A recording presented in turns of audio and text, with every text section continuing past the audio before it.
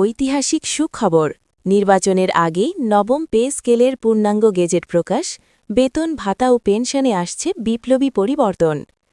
বন্ধুরা, বিস্তারিত আলোচনা যাবার পূর্বে এখনও যারা চ্যানেলটি সাবস্ক্রাইব করেননি দয়া করে এক্ষুনি চ্যানেলটি সাবস্ক্রাইব করে বেল বাটনটি অন করে দিন।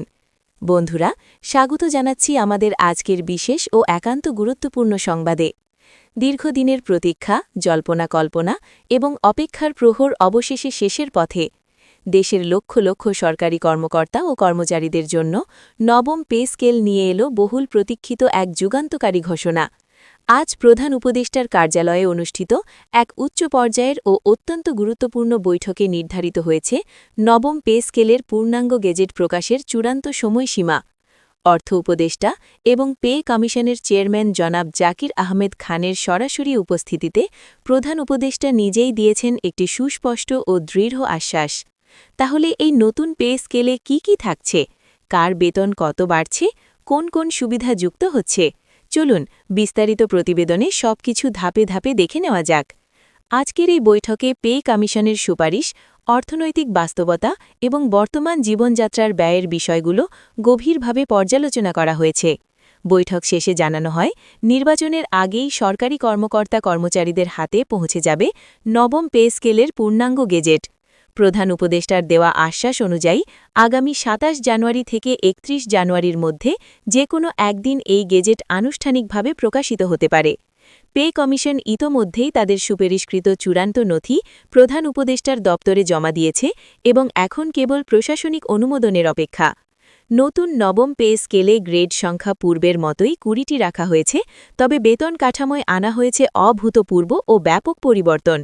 এই পরিবর্তনের মূল লক্ষ্য হচ্ছে সরকারি চাকরিজীবীদের আয় ও ব্যয়ের মধ্যে ভারসাম্য আনা এবং তাদের জীবনমান উন্নত করা।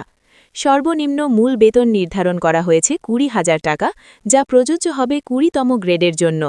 সর্বোচ্চ মূল বেতন নির্ধারণ করা হয়েছে ১,৬০,০০০ টাকা, যা প্রযোজ্য হবে প্রথম গ্রেডের কর্মকর্তাদের জন্য।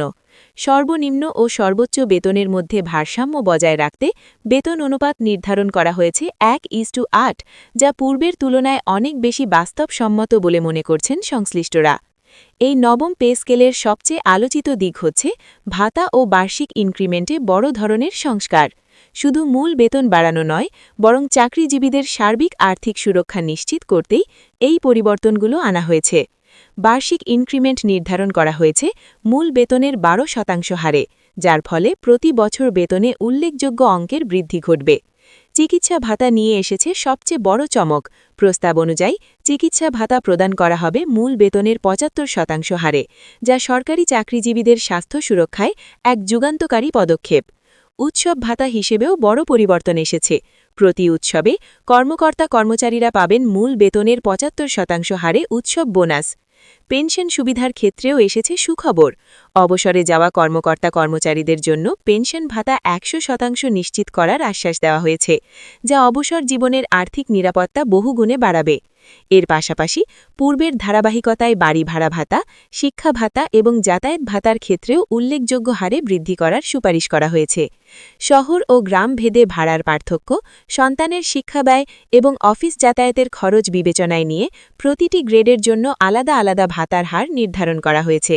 গেজেট প্রকাশের পর প্রতিটি গ্রেড অনুযায়ী কোন ভাতায় কত টাকা পাওয়া যাবে তার বিস্তারিত তালিকা সুনির্দিষ্টভাবে উল্লেখ থাকবে। প্রধান উপদেষ্টার এই ঘোষিত আশ্বাস ও প্রতিশ্রুতি যদি নির্ধারিত সময়ের মধ্যেই বাস্তবায়িত হয়, তাহলে ক্রমবর্ধমান মূল্যস্ফীতি ও জীবনযাত্রার ব্যয়ের চাপ থেকে অনেকটাই স্বস্তি পাবেন সরকারি চাকরিজীবীরা। তাদের আর্থিক সক্ষমতা যেমন বাড়বে, তেমনি পরিবার ও ভবিষ্যৎ পরিকল্পনায় আসবে স্থিতিশীলতা। এখন পুরো দেশের সরকারি কর্মকর্তা কর্মচারীদের দৃষ্টি শুধু একটি সময়ের দিকে, সেই মাহেন্দ্রক্ষণের দিকে, যখন নবম পে স্কেলের পূর্ণাঙ্গ গেজেট আনুষ্ঠানিকভাবে প্রকাশিত হবে।